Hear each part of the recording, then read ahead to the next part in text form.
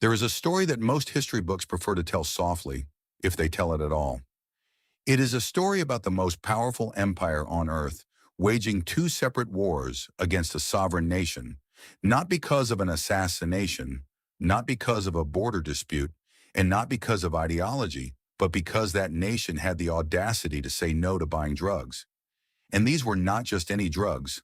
We are talking about opium, a substance so addictive and so destructive that it had already hollowed out millions of lives from the inside. The British Empire did not stumble into this situation by accident. It engineered the entire machinery of addiction from the poppy fields of Bengal to the harbors of Canton. And when China tried to shut the door on a trade that was poisoning its people, Britain kicked that door down with warships and cannons and treaties written at gunpoint. The prize they extracted from the wreckage of that conflict, a small rocky island off the southern coast of China, would remain in British hands for over 150 years until 1997. That island was Hong Kong. This is one of those chapters of history where every layer you peel back reveals something uglier underneath. And what makes it so uncomfortable is that it was not conducted by rogue agents or shadowy operatives. It was sanctioned by Parliament, blessed by the Crown, financed by the East India Company, and cheered on by a merchant class that had convinced itself that free trade was a moral imperative even when the commodity being traded was misery. So let us go back to where the story really begins. Not in China, not in London, but in the sweltering poppy fields of colonial India. To understand why Britain went to war over opium, you first have to understand a problem that had been gnawing at the British Empire for decades. A trade imbalance so severe that it was draining silver out of England at an alarming rate. You see, the British public had developed an insatiable appetite for Chinese goods, tea, silk, and porcelain. These were the luxuries that the British middle and upper classes could not live without. Tea alone had become so embedded in British culture that it was practically a national institution. By the late 1700s, Britain was importing tens of millions of pounds worth of Chinese tea every single year. But here was the problem. China did not want anything Britain had to sell. The Qing dynasty, which had ruled China since 1644, operated under a philosophy of self-sufficiency. The Chinese emperor famously told a British trade delegation that China possessed all things in abundance and that there was no need for the products of outside barbarians. And he was not entirely wrong. China's economy was enormous, its manufacturing capabilities were advanced, and its domestic market was largely self-contained. British wool, British clocks, British manufactured goods, none of it moved the needle. This created what economists call a chronic trade deficit. Britain was hemorrhaging silver to pay for all those Chinese exports, and the only thing flowing in the other direction was precious metal leaving British vaults. Now, for any empire built on commerce, this kind of imbalance is not just inconvenient, it is existential.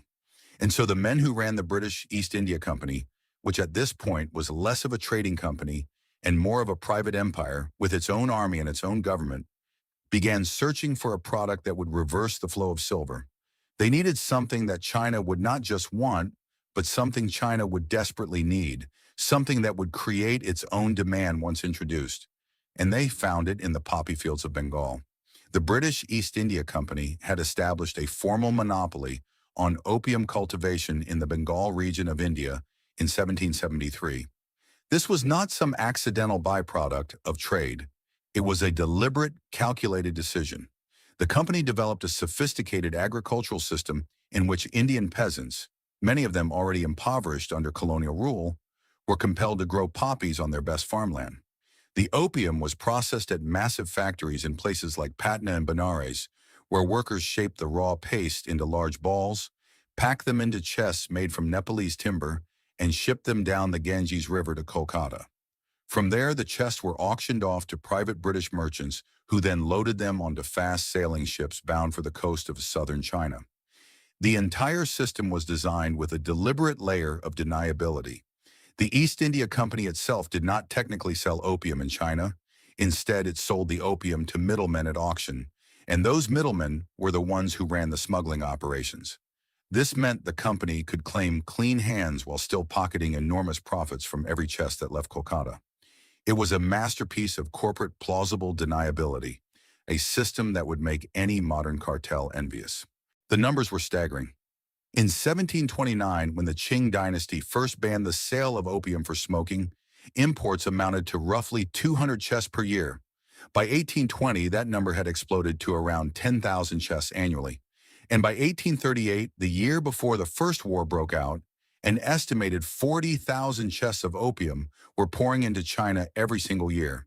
Each chest contained roughly 140 pounds of processed opium. Do the math. That is over 5 million pounds of opium flooding into a single country annually.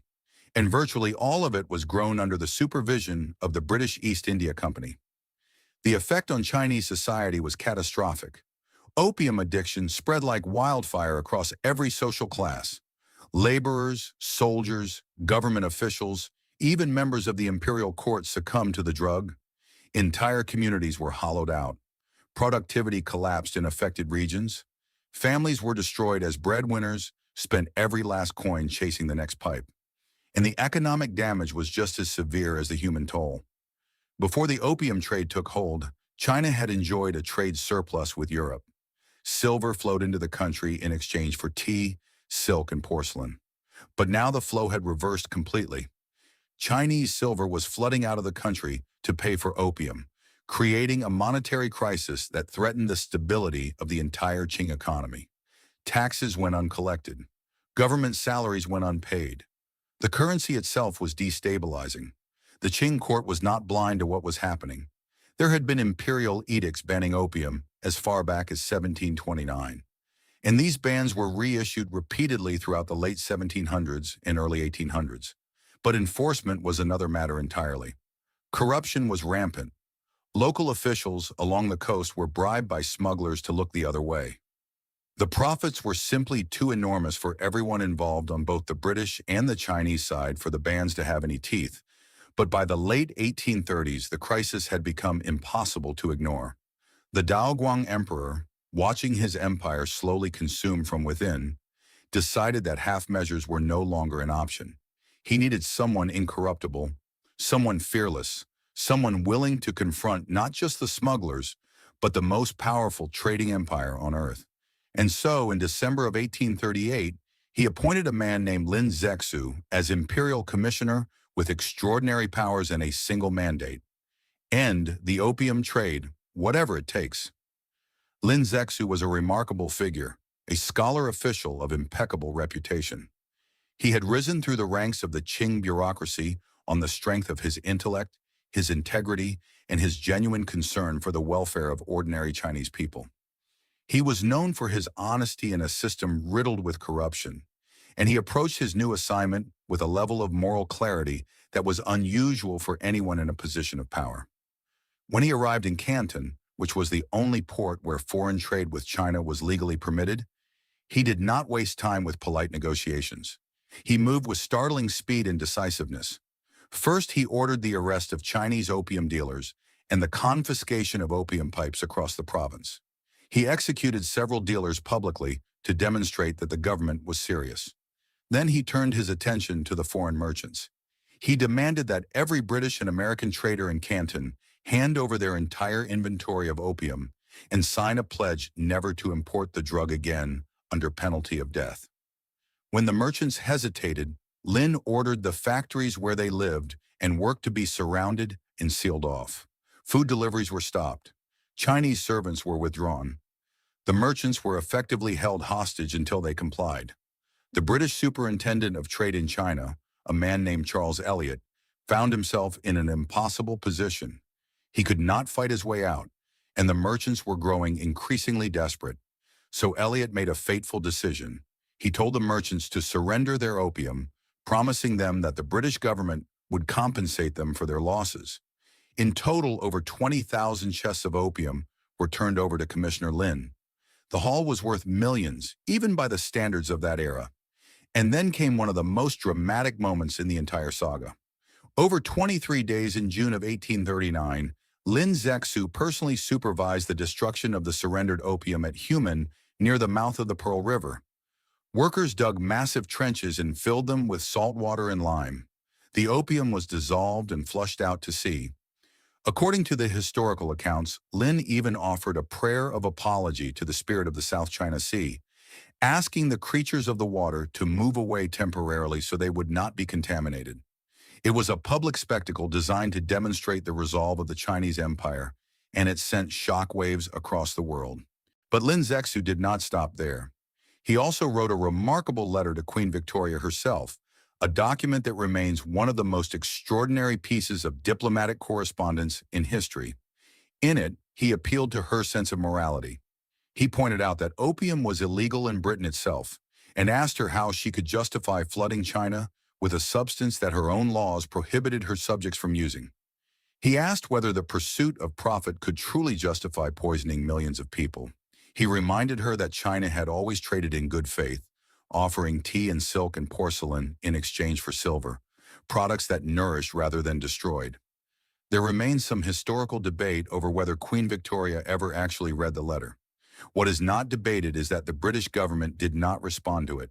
Instead, the British chose war. The destruction of the opium gave London exactly the pretext it needed. In the halls of Parliament, the issue was carefully reframed. This was not about drugs, the politicians insisted. This was about property rights. This was about free trade. This was about the honor of the British flag. The fact that the property in question was a narcotic that was illegal in both China and Britain itself was conveniently omitted from most of the debate. A military expedition was authorized, and in June of 1840, a fleet of British warships and troop transports arrived off the coast of China. What followed was not so much a war as it was a demonstration of overwhelming technological superiority. The Qing military was enormous in terms of manpower, but it was fighting with weapons and tactics that had not fundamentally changed in centuries. Chinese war junks with their wooden hulls and antiquated cannons were no match for British steamships with iron hulls and modern artillery. The HMS Nemesis, a British steam-powered iron warship, became a symbol of the technological gulf between the two forces.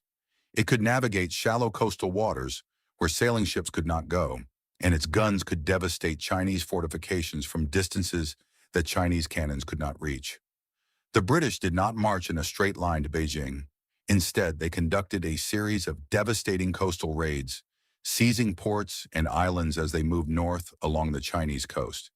They captured Chusan Island, blockaded the mouth of the Pearl River, and then pushed further north, threatening the vital grain transport route that connected southern China to the capital.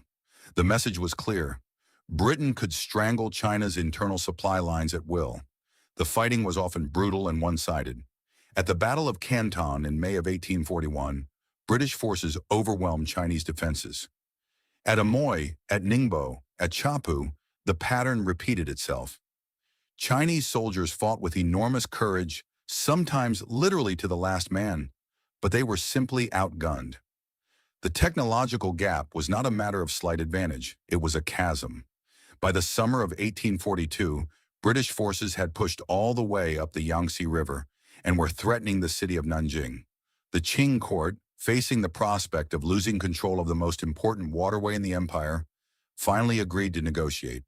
On the 29th of August 1842, aboard the British warship HMS Cornwallis, anchored on the Yangtze River at Nanjing, Chinese officials signed what would become known as the Treaty of Nanjing. It was the first of what Chinese historians call the unequal treaties, and it marked the beginning of what China still refers to as its century of humiliation. The terms were devastating. China was forced to cede the island of Hong Kong to Britain in perpetuity. 5 ports, Canton, Amoy, Fuzhou, Ningbo, and Shanghai, were open to British trade and residence, ending the old Canton system that had confined all foreign commerce to a single location. China was ordered to pay an indemnity of 21 million silver dollars, broken down as follows: 6 million for the opium that Lin Zexu had destroyed, 3 million for debts that Chinese merchants owed to British traders, and 12 million to cover the cost of the war itself. Think about that for a moment. China was being forced to pay for the war that Britain had waged against it. The treaty also established a fixed tariff system that stripped China of the ability to set its own trade duties, and it granted British citizens in China extraterritorial rights, meaning they could only be tried in British courts, even for crimes committed on Chinese soil. What the Treaty of Nanjing notably did not do was mention opium by name. The legality of the trade was left deliberately ambiguous, but the practical effect was unmistakable. With China's ability to enforce its own laws gutted, and with British merchants now operating freely in 5 major ports, opium imports did not decrease after the treaty. They doubled.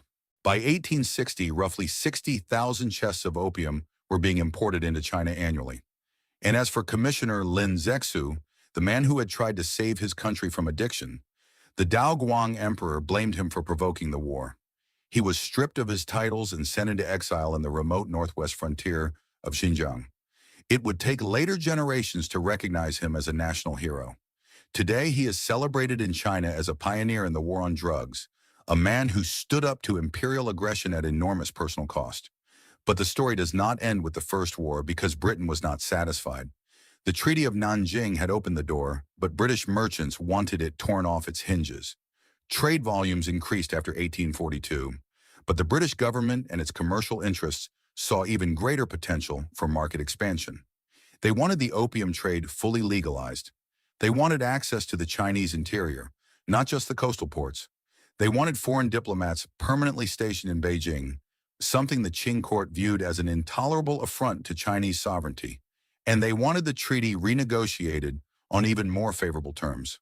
The pretext for the Second Opium War arrived in October of 1856 when Chinese officials in Canton boarded a ship called the Arrow. The vessel was Chinese-owned but was registered under a British flag and was suspected of smuggling and piracy. Chinese authorities seized several crew members. The British claimed this constituted an insult to the British flag, even though there was considerable doubt about whether the ship's British registration was even valid at the time of the boarding. Nevertheless, it was the excuse that was needed. France joined the British cause using the execution of a French missionary in the Chinese interior as its own pretext for intervention. Together, the Anglo-French coalition assembled a formidable military force and launched what would become a far more destructive conflict than the First War. The Second Opium War unfolded in 2 major phases. In the first phase, between 1856 and 1858, British and French forces captured Canton and pushed north to the port city of Tianjin, threatening Beijing itself. The Qing court, already weakened by the massive Taiping rebellion that was raging across southern China, had no capacity to fight both an internal civil war and an external invasion simultaneously. In June of 1858, the Chinese were compelled to sign the treaties of Tianjin with Britain, France, Russia, and the United States. The terms were even harsher than those of the Treaty of Nanjing. 11 additional ports were open to foreign trade. Foreign diplomats were granted the right to establish permanent residences in Beijing. Christian missionaries were given the right to travel and proselytize throughout the Chinese interior. And critically, the import of opium into China was formally legalized. The drug that had ravaged Chinese society for decades, the substance that had provided the original cause of the wars, was now legal by treaty. China had been forced to accept the very thing it had fought 2 wars to prevent. But the Qing court attempted one last act of defiance. They refused to ratify the treaties and blocked a diplomatic delegation that was attempting to travel to Beijing to finalize the agreement. Chinese forces fired on British ships near the Taku forts, and several British negotiators were captured, tortured, and killed. This act of resistance, the capture and killing of the diplomatic envoys, sealed China's fate in the most devastating way imaginable. In 1860, a combined Anglo-French force of nearly 18,000 troops landed near Beijing and fought their way to the capital. The Battle of Palikao in September of 1860 saw Qing forces, including Mongol cavalry, shattered by modern European rifles and artillery. The road to Beijing was now completely open. The Shanfeng Emperor fled the capital, a humiliation that no Chinese ruler had suffered in centuries. And then came the act of destruction that still resonates in Chinese memory to this day. Lord Elgin, the British High Commissioner, ordered his troops to loot and burn the Yuanmingyuan, the old summer palace. This was not some minor government building. The Yuanmingyuan was one of the most magnificent architectural complexes in the world. It was a vast expanse of palaces, gardens, temples, and pavilions that had been built and refined over more than a century. It contained priceless artworks, ancient manuscripts, porcelain, jade, silks, and cultural artifacts that represented the accumulated heritage of Chinese civilization. British and French soldiers spent days looting the complex before putting it to the torch. The fires burned for 3 days and the smoke was visible from Beijing itself. The Yongle Encyclopedia, which had been the largest encyclopedia in the world at the time of its creation during the Ming Dynasty, was among the treasures destroyed. Only a tiny fraction of its volume survived. The burning of the Summer Palace was more than an act of military retribution. It was a calculated act of cultural humiliation, designed to show the Chinese court that no corner of the empire was beyond the reach of Western power. Lord Elgin himself reportedly justified the destruction by saying that it would make a lasting impression on the emperor and demonstrate that his palaces were not immune to Western force. With Beijing effectively occupied and the emperor in exile, his brother Prince Gong was left to negotiate surrender. In October of 1860, the Convention of Peking was signed, confirming all the terms of the treaties of Tianjin and adding new concessions. The Kowloon Peninsula, directly across the harbor from Hong Kong Island, was ceded to Britain. The indemnity payments were increased. Foreign powers gained the right to maintain permanent military garrisons in Beijing, and the opium trade, already legalized by treaty, surged to unprecedented levels. Now Britain held Hong Kong Island and Kowloon, but the final piece of the puzzle would come in 1898. By the late 19th century, the European powers were engaged in what historians call the scramble for concessions, carving out spheres of influence across a weakened China. When France leased the territory of Guangzhou on the southern coast, Britain seized the opportunity to demand an extension of its Hong Kong territory. On the 9th of June 1898, the Convention for the Extension of Hong Kong Territory was signed, leasing to Britain a vast swathe of land and 235 outlying islands, known as the New Territories. The lease was set at 99 years, effective from the 1st of July 1898, and expiring on the 30th of June 1997. At the time, 99 years must have seemed like forever, but eventually the clock ran out. What makes this entire saga so deeply uncomfortable is not just the violence or the hypocrisy. It is the fact that it was all done under the banner of progress. The British justified their actions through the language of free trade, a principle they held sacrosanct when it served their interests and conveniently ignored when it did not. The great irony is that opium was illegal in Britain itself. British law prohibited the recreational use of opium domestically, and yet the British government was willing to wage 2 wars to force another nation to accept that same substance. The contradiction was not lost on everyone. Within Britain itself, there was significant opposition to the Opium Wars. Members of Parliament denounced the conflict as immoral. The young William Gladstone, who would later become Prime Minister, declared that he did not know and had never read of a war more unjust in its origins. Public opinion in both Britain and America was divided, with many voices condemning the trade as an abomination. But the profits were simply too large and the strategic interests too compelling for morality to carry the day. And the profits were by any measure extraordinary. Opium revenue funded a significant portion of the British East India Company's operations in India, and the taxes paid on those profits comprised an ever-growing percentage of British government revenue. The entire colonial apparatus of British India was to a significant degree financed by the opium trade. The poppy fields of Bengal and Bihar were not just agricultural enterprises. They were the financial engines of empire. And the human cost of that engine was borne entirely by the people who had no voice in the arrangement: the Indian peasants who were forced to grow poppies instead of food, and the Chinese addicts whose lives were consumed by the drug. The consequences of the Opium Wars rippled far beyond the immediate military defeats. They set in motion a chain of events that would reshape China and the entire region for the next century and a half. The unequal treaties shattered the Qing dynasty's legitimacy. A ruling dynasty derives its authority from its ability to protect its people, and the Qing had demonstrably failed.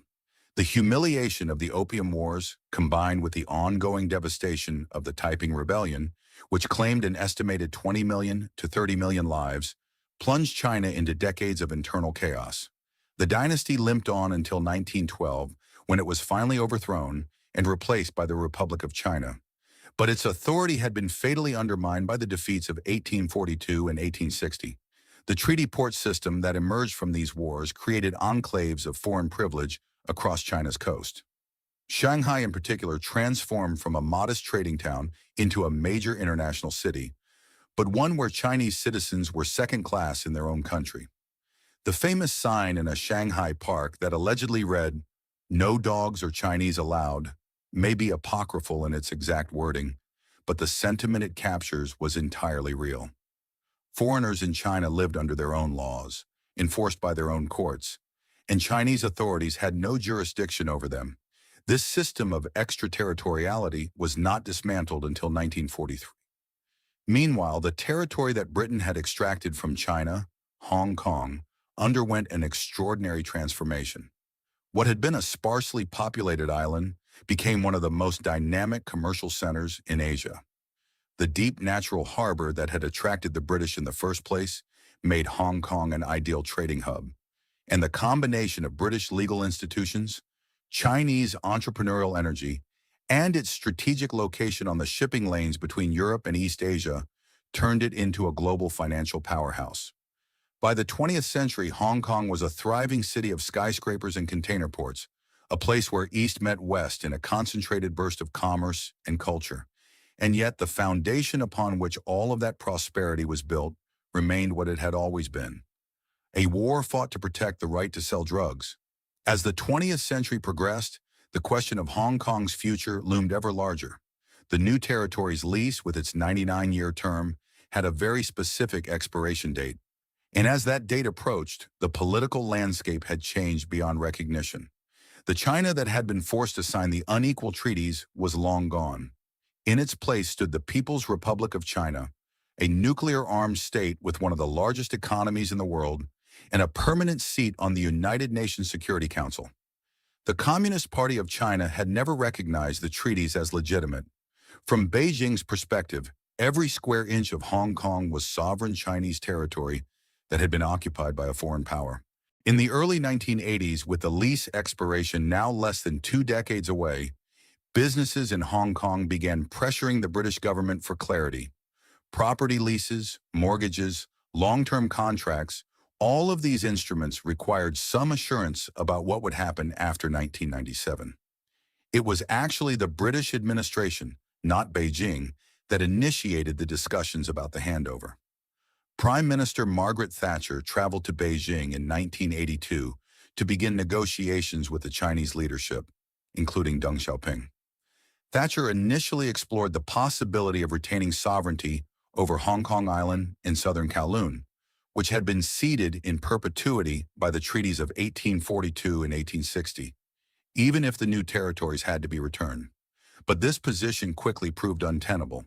The new territories comprised the vast majority of Hong Kong's land area. The airport was there. The water supply infrastructure was there. Hong Kong Island and Kowloon simply could not function as independent entities without the new territories. Deng Xiaoping made it clear that China would resume sovereignty over all of Hong Kong and that there was no room for negotiation on that fundamental point. The only question was how the transition would be managed. The negotiations were tense, and at times they nearly collapsed. Economic confidence in Hong Kong plunged during the negotiation period, and there was a real fear among Hong Kong residents about what life under communist rule would mean for a city that had thrived under the rule of law, free markets, and civil liberties. But eventually, on the 19th of December 1984, Thatcher and Chinese Premier Zhao Ziyang signed the Sino-British Joint Declaration. Under its terms, Britain would return Hong Kong to China on the 1st of July 1997. In return, China agreed to govern Hong Kong as a special administrative region under the principle of one country, two systems.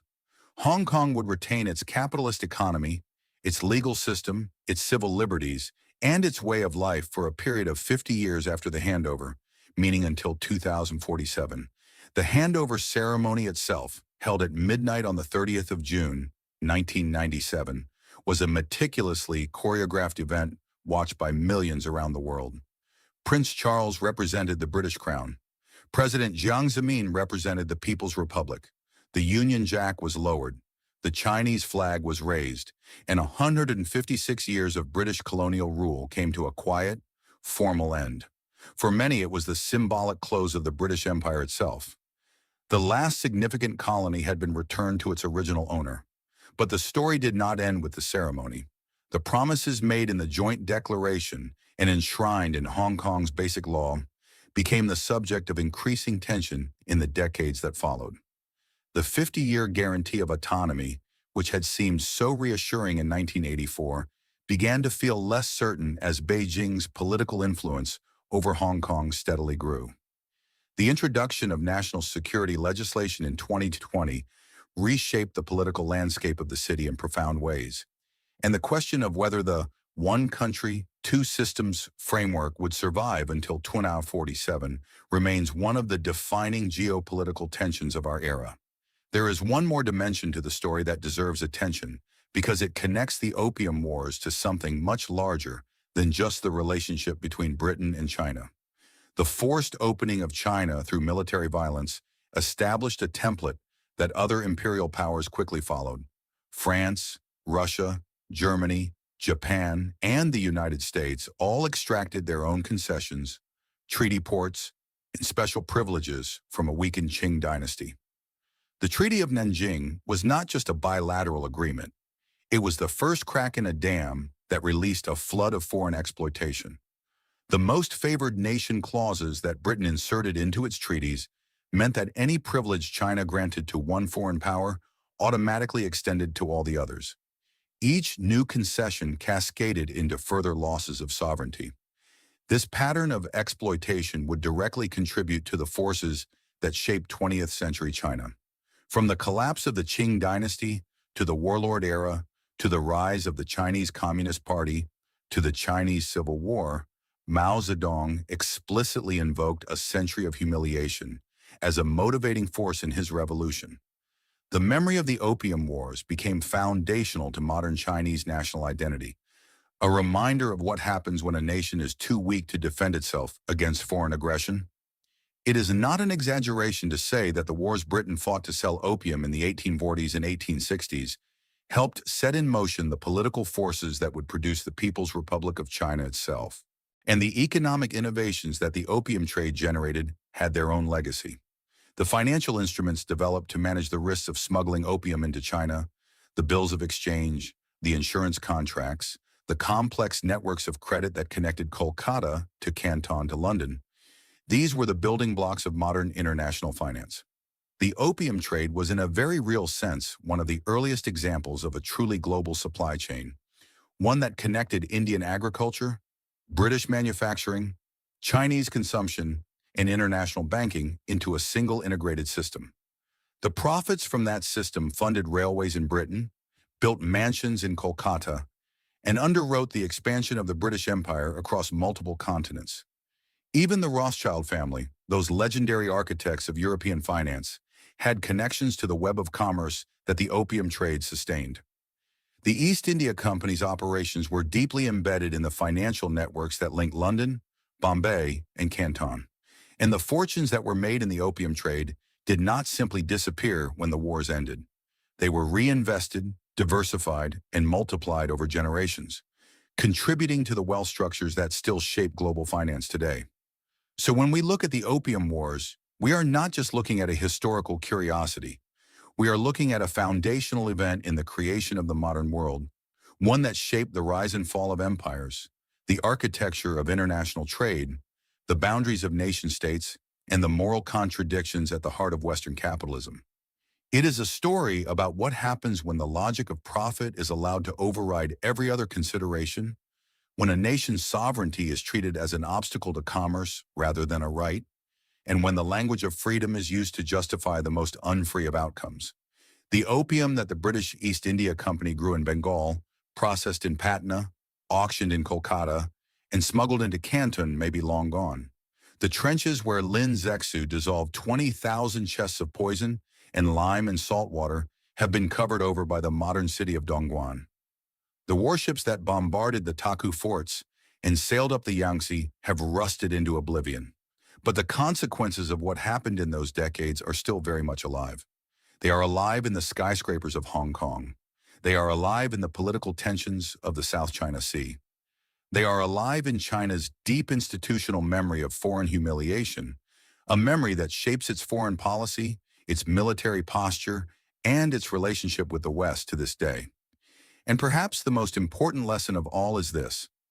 When Britain destroyed the Summer Palace and forced China to legalize the opium trade, it did not just win a war, it created a wound that has never fully healed. And wounds like that, the kind inflicted not just on a government, but on the dignity of an entire civilization, have a way of echoing through centuries. They shape the way nations see themselves and, more importantly, the way they see the rest of the world. The story of the Opium Wars is a story about power, about greed, about the machinery of empire, and about the terrible things that can happen when a nation decides that its economic interests are more important than the lives and sovereignty of another people. It is uncomfortable. It is supposed to be. If this story changed the way you perceive the history of global trade and the foundations of modern empires, please subscribe to our channel and like this video. We are unearthing the history they tried to bury. Let us plant the seeds of the future together. The next treasure of the past will be opened soon.